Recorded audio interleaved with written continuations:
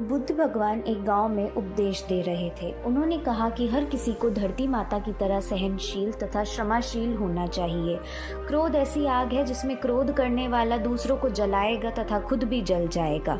सभा में सभी शांति से बुद्ध की वाणी सुन रहे थे, लेकिन वहां स्वभाव से ही अति क्रोधी एक ऐसा व्यक्ति भी बैठा हुआ था जिसे ये सारी बातें बेतुकी लग रही थी। वह कुछ देर से ये सब सुनता रहा, फिर अचानक से आग बबूला होकर बोलने लगा, तुम पाखंडी हो, बड़ी बड़ी बातें करना यही तुम्हारा काम है। तुम लोगों को भ्रमित कर रहे हो। तुम्हारी ये बातें आज के समय में कोई मायने नहीं रखती। ऐसे कटु वचन सुनकर भी बुद्ध शांत रहे। उनकी बातों से तो उन्हें दुख हुआ, ना ही कोई प्रतिक्रिया की। यह देखकर वह व्यक्ति और भी क्रोधित हो गया और वह बुद्ध के मुंह पर थूक कर वहां से चला गया। अगले दिन जब उस व्यक्ति का क्रोध शांत हुआ तो वह अपने बुरे व्यवहार के कारण पछतावे की आग में जलने लगा और वह उन्हें ढूंढते हुए उसी स्थान पर पहुंचा। पर बुद्ध वहां कहाँ मिलते। वह तो अपने शिष्यों के साथ पास वाले एक अन्य गांव निकल चुके थे।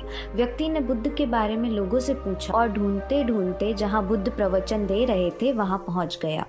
उन्हें देखते ही वह उनके चरणों में गिर पड़ा और बोला, मुझे क्षमा कीजिए प्रभु। बुद्ध ने पूछा, कौन हो भाई, तुमने क्या किया है और क्यों क्षमा मांग रहे हो? उसने कहा, क्या आप भूल गए, मैं वही हूँ जिसने कल आपके साथ बहुत बुरा व्यवहार किया था।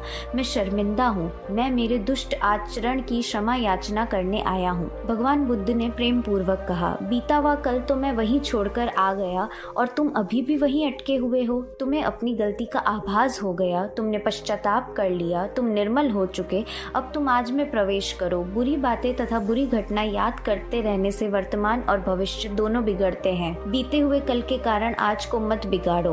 उस व्यक्ति का सारा बोझ उतर गया। उसने भगवान बुद्ध के चरणों में पड़कर क्रोध त्यागा तथा क्षमाशीलता का संकल्प लिया।